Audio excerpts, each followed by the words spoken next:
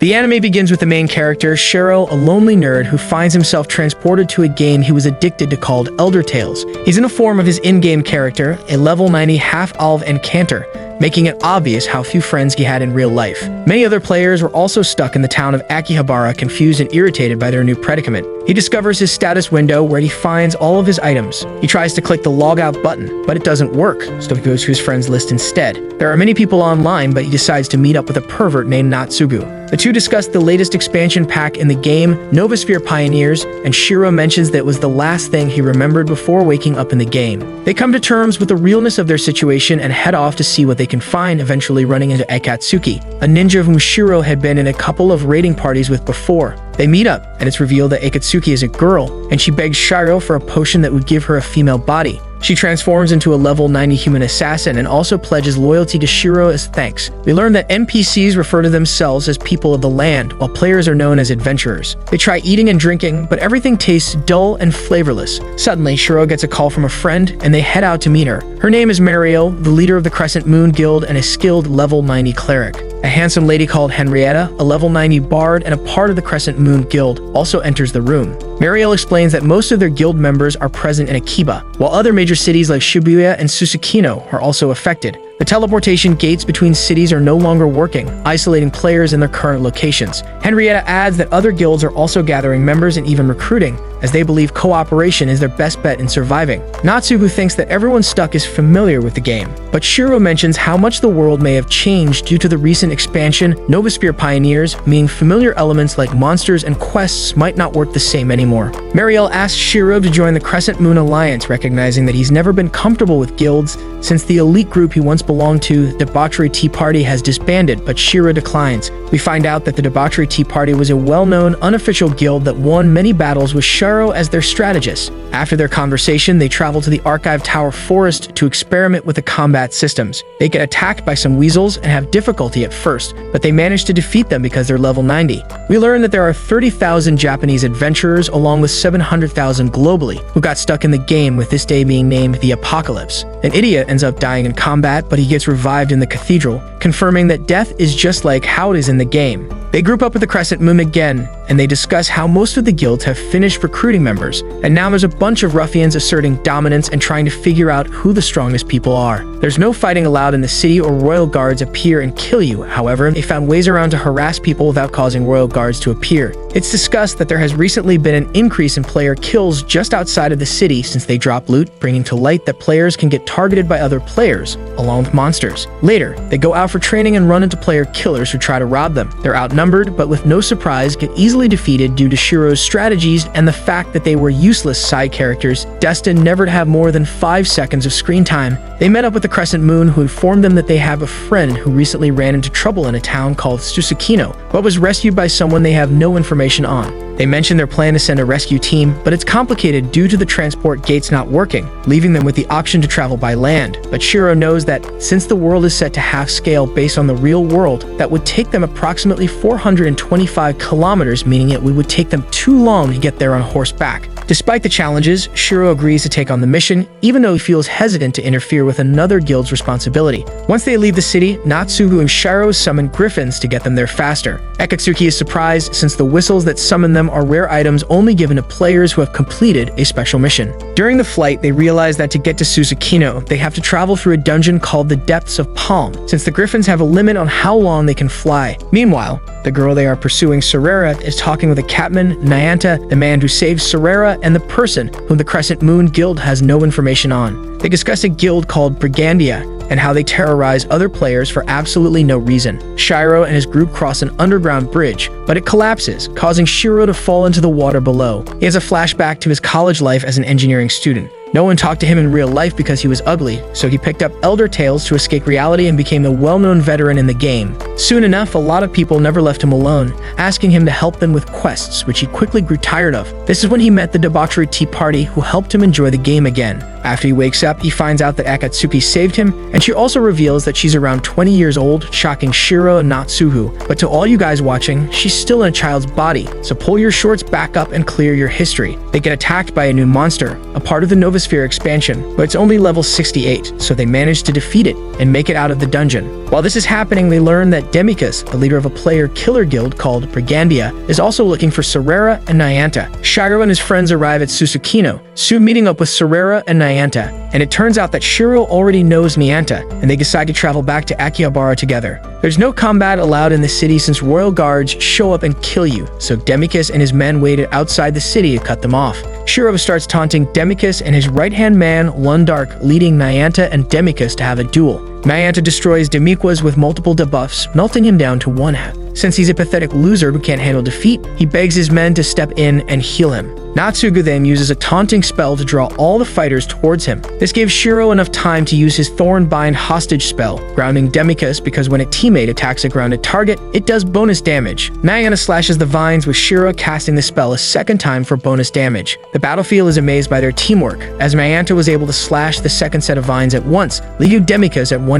for the second time. Akatsuki had also defeated Lundark and his team of healers, concluding the fight. Demicus tries a pathetic last-ditch attack, but Sarera hits him on the head, which kills him, sending Demicus to the cathedral. They journey back to Akihabara, and on the way, they set up a camp to rest and eat. They find out that Nyanta can cook food that has taste, and he reveals the secret is not using the interface to cook the food, but doing it by hand. They had already tried this but failed because they don't have the chef profession. It's revealed that Nyanta was also a part of the debauchery tea party, exposing how they were able to carry out well-coordinated attacks in the fight against Demicus. Akatsuki asks Shiro if she can help him goon while Surya crushes on Nyanta. Later, they discuss how Shiro helped 2 sibling children a while ago, and he finds out that they also got stuck in the game, so he thinks he should check on them to make sure they're alright. They end up getting caught in a storm, so they ask an NPC, also known as People of the Land, to give them a place to stay. While in conversation with the man, they realize that he actually has a life and doesn't just walk into a wall all day, making them appreciate the people of the land a bit more. Meanwhile, we see that Minori and Toya, the kids that Shiro was talking about earlier, had joined a lower-level guild, but the owner is treating them like garbage. They successfully bring back Sarera, so Crescent Moon hosts a party. When it ends, Mariel and Shiro reflect on how the bigger guilds are hogging the best hunting spots. While Shiro was gone, the smaller guilds considered banding together to confront the bigger guilds about this problem. But it didn't work out since they all wanted different things. They also find out that the level cap has been increased to 100 instead of 90 due to the latest expansion, Novasphere Pioneers, so some guilds are focused on reaching level 100. It's also speculated that some of these guilds are competing with one another to see who can level up faster,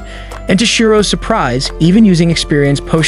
Under normal circumstances, these potions are exclusive to players under level 30, but a group called Hamlin took in these new players, claiming they wanted to help, but obviously, they couldn't care less about them and just wanted to sell their experience potions to the other guilds. Later, Shiro thinks about how he avoided guilds since all they wanted from him was to use his veteran status to complete difficult missions, but he starts to reconsider this decision. He speaks with Nyanta, who urges him to get in contact with Minori. Shiro finds out that she and Toya were recruited by Hamlin, but now they're basically just prisoners, so he promises to save them. Shiro meets with Crescent Moon and requests their aid in getting Hamlin out of Akihabara permanently. He also states how he doesn't like the state of Akihabara right now and vows to change how the city runs. For this to work, he needs 5 million gold, but the Crescent Moon is broke and only has about 60,000. Shiro also reveals that he will be starting his guild called Log Horizon. We find out that Henrietta is an accountant and has a plan to get Shiro his 5 million gold. She orders their members to gather ingredients from nearby hunting grounds. They also open a food stall, which does really well since they are the only people that found out how to make the food that tastes normal, with this fact spreading across the city. They managed to earn 43,000 gold in just one day. However, this still means that it will take another 4 months to get to 5 million if you do the math. In the evening, Shiro and Nyanta meet with their old friend Sojiro,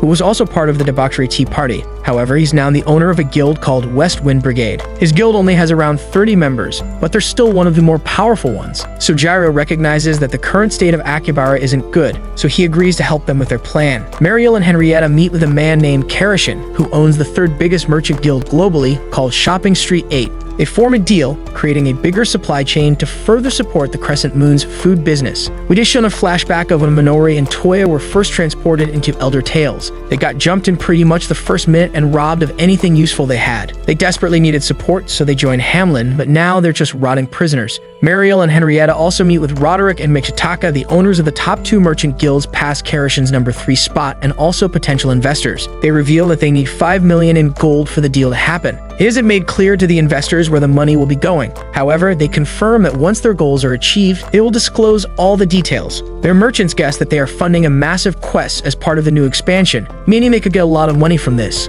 As a bonus, they also offer to share with them their secret cookbooks and recipes that their chefs have come up with that give the food its flavor. This sealed the deal, and the merchants quickly agreed to provide their share of the money. Later, we find out that some of the major guild leaders have been invited to a conference meeting held by Shiro and Mariel. The guilds that were invited include DDD with 1,543 members, the Black Sword Knights with 186 members, Honesty with 743 members, and the West Wing Brigade with 64 members. There are also crafting guilds that create and sell items in town. This includes the Guild's Marine Agency with 2,547 members, Roderick Merchants with 1,881 members, Shopping Street 8 with 669 members, Grandale with 31 members, and Radio Market with 21 members. Finally, we have the Support Guild Crescent Moon with 24 members, and Shiro's Guild Log Horizon with 4 members. These guilds were selected to be the voice for their guild type, with the strongest warrior or best craftsman, while Crescent Moon, Grandale, and Radio Market would be the voice for the smaller guilds. Shiro states that his goal for this meeting is to make living conditions better in Akihabara. The Silver Swords leader, William, says he thinks this is pointless and won't achieve anything, so he exits the meeting. Shiro talks about Susukino's living conditions and how the biggest guild is terrorizing the city. He proposes the idea of implementing laws to prevent this from happening in Akihabara. If someone broke these laws, they would get banished from the city or forced to disband their guild. Some of the guild leaders mention that Log Horizon has a measly 4 members and has no power to enforce these laws. This spurred Shiro to reveal this trump card. He declares that he is the sole owner and manager of the guild building zone, using his 5 million gold to purchase it. This shouldn't be able to happen, however. Shiro realized that since the apocalypse, previously unavailable property purchases have become available. Now that he's the manager, if he bans anyone, they will be unable to get into anything in the guild hall. Creating, leaving, and joining guilds are all done in the guild hall and even the bank, which is the safest place to keep all of your loot. Technically, you could switch towns, but the transport gates aren't working, so it would be almost impossible. While this was happening in Hamlin's guild hall, Minori and Toya follow Shiro's orders and attempt to escape. Hamlin has combat turned on in their guild hall, so they fight. However, they manage to find an opening and get inside the main guild building. The rest of the members were either banned or defeated by Natsubu and Akatsuki. Back at the conference, we see that the other guilds finally agree to Shiro's terms, and they form the Round Table Alliance. Upholding their side of the deal, Shiro reveals their secrets to cooking food that has flavor. Don't use the command menu, prepare the ingredients like you would in real life, and have a chef profession. They think deeper and realize that this can apply to other things also. With this in mind, Shopping District 8 was able to create a steam engine, which was not available in the Elder Tales game. They find this interesting as this means players with a high enough skill level that have the necessary materials can invent things that weren't originally in the game. This realization triggers a groundbreaking shift in technology as new products mean new buyers, and this will spur the economy, as well as giving people goals to work towards. They move on to public safety, and they all agree that there should be combat areas to encourage competition. He also expresses his desire to implement laws against player killing in lower-level zones outside of the city, adding that people should have the choice to join and leave guilds, as they want to avoid another guild like Hamlin. Shiro gets controversial when he proposes the idea that people of the land should be treated better. He explains that they aren't just brainless bots anymore, and if you talk to them, you'll realize that they're basically real people. Adventurers need them working in the guild buildings and markets, but the people of the land don't need them for anything.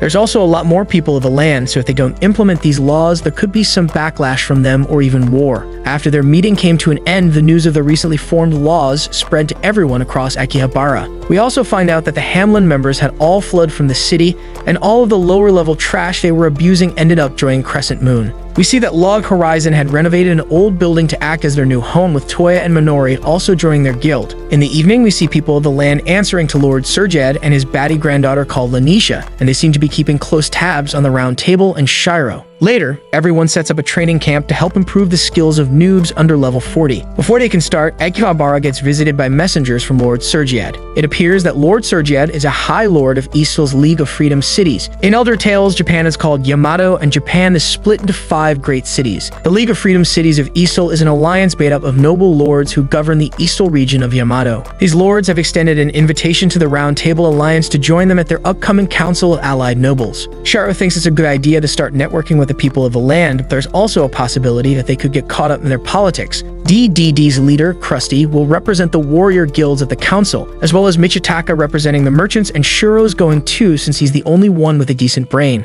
Their main goal is to find out how much the NPCs have changed since the apocalypse. Meanwhile, they proceed with the training camp, but it's all a bunch of useless filler characters, except for some guy named Rundlehouse Code. Shiro and the rest arrive at the Palace of Eternal Ice. They meet with Lord Siezes and the people of the land, with both sides poking each other for information. Meanwhile, at the training camp, everyone gets sent into a dungeon. The people of the land had also taken in the adventurers' cooking methods, further proving how much change they are influencing on the world. They guess that the people of the land are seeking information on the recent goals set by the adventurers, as well as the political aspirations set by the Round Table. Even though it seems clear that they're nervous about the change of behavior in the adventurers, it's likely that after the first meeting that they calm down a bit. Shiro anticipates that their next play is getting the adventurers to work for them. However, he says he wants to know exactly what they're planning, so he sends Akatsuki to spy on them. Back to the noobs, we see that they have no idea what they're doing, so they have trash formations and tactics. They basically get pissed on by some skeletons and have to retreat. Back to the council, we can see that Lanicia has started crushing on Krusty. In part 2, the true history of the game is revealed, as well as a secret demon lord rising and Shiro's plans to abandon his friends to escape the game. If you would like me to do a part 2 of this anime, make sure to like and subscribe. Thank you for watching. Thank you for watching. Thank you for watching. Thank you for watching.